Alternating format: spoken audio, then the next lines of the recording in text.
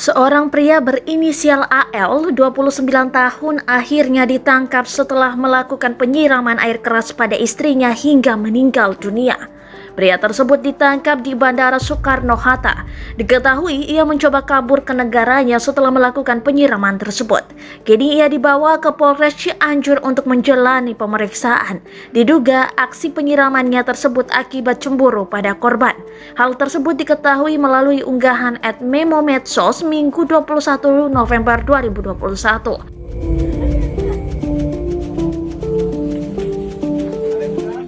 Dilansir dari Tribun Jakarta, warga negara asing tersebut tega menyiramkan air keras kepada istrinya Sarah Siksa MS 21 tahun pada Sabtu 20 November 2021 sebelum sempat dirujuk ke RSUP Hasan Sadikin Bandung. Pada malam harinya wanita berparas cantik tersebut meninggal dunia.